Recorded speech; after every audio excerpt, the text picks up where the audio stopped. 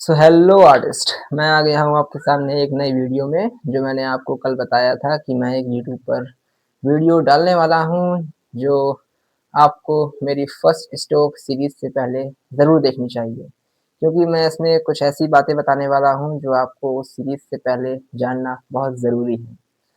सो मेरे पास ये एक पेंटिंग है, या कह सकता हूँ कि एक स्केच है। पेंटिंग नहीं कहेंगे, इसे स्केच ही कहेंगे, क्योंकि मैंने ये पेंसिल से बनाई है। पेंटिंग उसे कहते हैं जो मैंने कलर से बनाई हो, जिसमें मैंने कलर्स यूज़ किए हों। कलर कोई भी हो, फ़र्क नहीं पड़ता, लेकिन ज़्यादातर वाटर कलर को ही पेंटिंग कहते हैं, या फिर आप एक्रिलिक करें, ऑयल करें, या फिर वाटर कलर करें, उससे फ़र्क नहीं पड़ता। बट आपको अ, जो कलर होते हैं उसको ही पेंटिंग कहते हैं। ये स्केच है। सो मेरे पास ये स्केच है, इसी से मैं आपको एग्ज़ाम्पल देके आज बताने वाला हूँ कि मैं आपको क्या समझाने वाला था। सो चलिए शुरू करते हैं इस वीडियो को।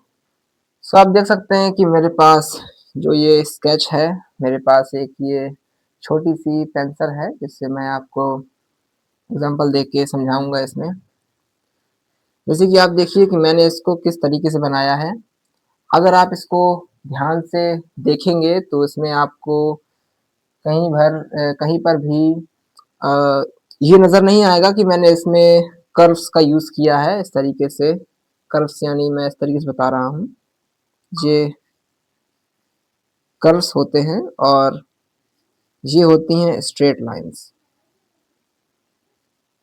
ये कर्व्स होते हैं। अगर मैं इस तरीके से कोई चीज़ ड्रॉ कर रहा हूँ, वो कर्व्स कहलाएँगे, और अगर मैं इस तरीके से कोई चीज़ ड्रॉ कर रहा हूँ तो वो स्ट्रेट लाइन कहलाएगी। मैंने इसको ड्राइंग को स्ट्रेट लाइनों में बाँटा है, ना कि कर्व्स में बाँटा है। बाद में कुछ कर्व्स ऐड कर दिए होंगे, तो उसके लिए तो हम ऐड करते ही हैं बाद में कुछ कर्व्स। इसमें मैंने पहले क्या किया, आपको नहीं देखना कि मेरे सामने क्या चीज़ है।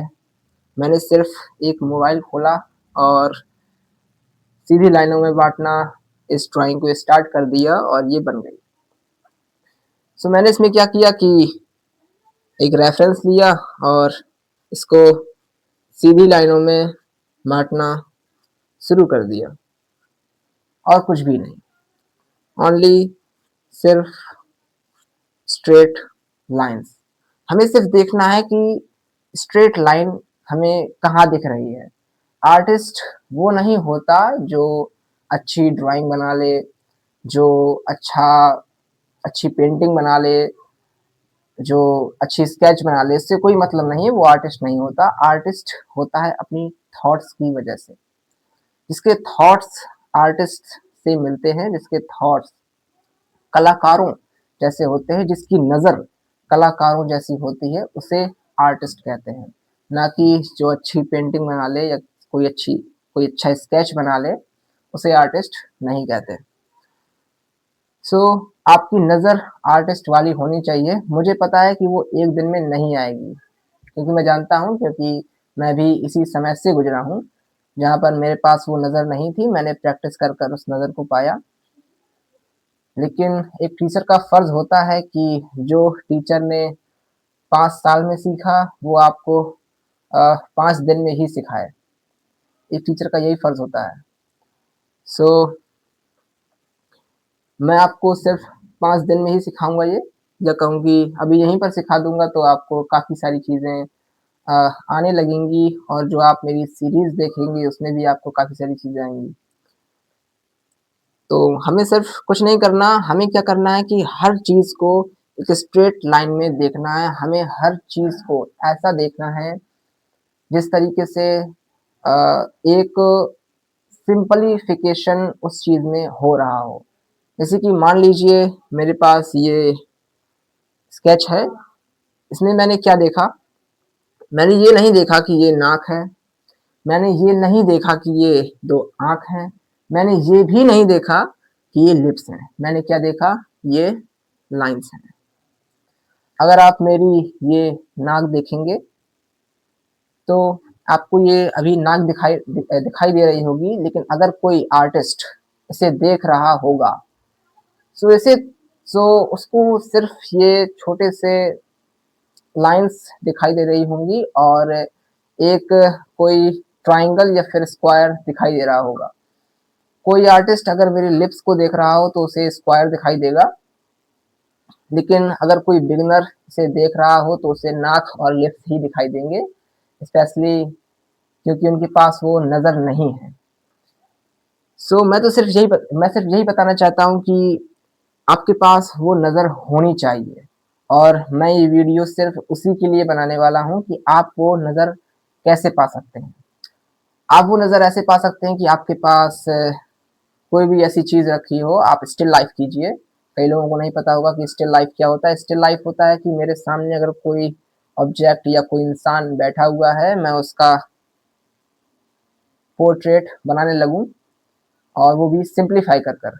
आप पहले इंसान पर ट्राई या किसी ह्यूमन पर ट्राई मत कीजिएगा, क्योंकि पहले किसी ह्यूमन की या किसी एनिमल की ड्राइंग बनाना आपके लिए काफ़ी मुश्किल होगा। आप बॉटल या फिर किसी सिंपल ऑब्जेक्ट में पहले ट्राई कर सकते हैं, क्योंकि अगर आप सीधे ह्यूमन पे ट्राई करेंगे तो आप अच्छे से बना भी नहीं पाएंगे, और आपका जो कॉन्फिडेंस है वो भी लो होगा। ये मैं जानता हूँ, क्योंकि मैंने सबसे पहले ह्यूमन्स में ट्राई किया था ये। जब मैंने सुना था कि हर चीज़ को सिंपल वे में देखना शुरू करो, हर चीज़ को ऐसे देखो जिसकी जो नज़र आर्टिस्ट की होती है उस नज़र से देखो। मैंने ये सुना था, तो मैंने क्या किया कि उसको सिंपली नज़र से देखना शुरू किया, और सबसे पहले मैंने ह्यूमन पे ट्राई कर दिया। यही नज़र जो मैं बता रहा हूँ, सबसे पहले मैंने देखा कि ह्यूमन कैसा दिख रहा है। मैं अच्छे से नहीं बना पाया, क्यों? क्योंकि मेरे पास एक्सपीरियंस नहीं था उसका, और मेरा कॉन्फिडेंट लो हो गया। बट मैंने अपने आप को सँभाला, और फिर मैंने ईज़ी ऑब्जेक्ट से ट्राई किया, और अब मैं हर चीज़ को सिंप्लीफिकेशन से ही बनाता हूँ, और हर चीज़ को उसी नज़र से देखता हूँ जो नज़र आर्टिस्ट की होती है। सो आप भी उसी नज़र से देखो जो नज़र आर्टिस्ट की होती है, जो मैंने यहाँ पर समझाया। हर चीज़ को सिंपल वे में देखो। अगर मेरा ये चेहरा है, तो आप ऐसे देख सकते हैं कि एक लाइन यहाँ से आई, एक लाइन यहाँ से आई, एक लाइन यहाँ से, एक लाइन यहाँ से, फिर एक लाइन यहाँ गई, एक लाइन यहाँ गई। इस तरीके से अगर आप देखेंगे तो आपके लिए बहुत अच्छा होगा, और आप यही सिंप्लीफिकेशन का मेथड है। अगर आप इस तरीके से देखेंगे कि मेरा चेहरा है, पूरा चेहरा नहीं देखना आपको, आपको सिर्फ देखना है कि लाइन्स कहाँ जा रही हैं, लाइन्स कहाँ जा रही हैं। दुनिया की हर चीज़ जो आपको दिख नहीं रही, उसे छोड़कर दुनिया की हर चीज़ लाइन से बनी हुई है। हवा या फिर जो आपको चीज़ दिखते नहीं है, उसको तो आप देख ही नहीं सकते, तो वहाँ लाइन कैसे देखेंगे? सो जो आपको चीज़ दिख रही है, उसमें आप देखेंगे कहीं न कहीं वो ख़त्म हो रही है। ये पेंसिल है, ये यहाँ से ख़त्म हो रही है, तो यहाँ लाइन बन गया। यहाँ से ख़त्म हो रही है, तो यहाँ एक लाइन बन गई। तो ये पेंसिल भी लाइन से ही बनी हुई है। सो मैं आपको बता रहा था कि आपको अपनी नज़र अच्छी करनी चाहिए। आपको वो नज़र होनी चाहिए जो एक आर्टिस्ट देखता है, कोई भी आर्टिस्ट हो। आप किसी भी आर्टिस्ट को ले लीजिए, Leonardo da Vinci, Van Gogh, Pablo Picasso, या किसी भी आर्टिस्ट को देख लीजिए।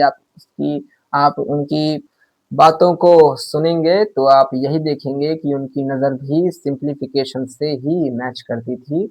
वो भी किसी भी चीज़ को सिंप्लीफाई कर कर ही बनाते थे। और आज भी जो प्रोफेशनल आर्टिस्ट काम कर रहे हैं, जो आज प्रोफेशनल आर्टिस्ट हैं, वो भी उसी कॉन्सेप्ट को ही ट्राई करते हैं, और उसी प्रिंसिपल से ही बनाते हैं, तो वो आज प्रोफेशनल आर्टिस्ट हैं। और बस मैंने यही वीडियो इसी के लिए बनाई थी कि मैं आपको बता सकूं कि आर्टिस्ट की नज़र कैसी होती है, सिंप्लीफिकेशन क्या होता है। सो चलते मिलते हैं अगली वीडियो में। Bye bye artist.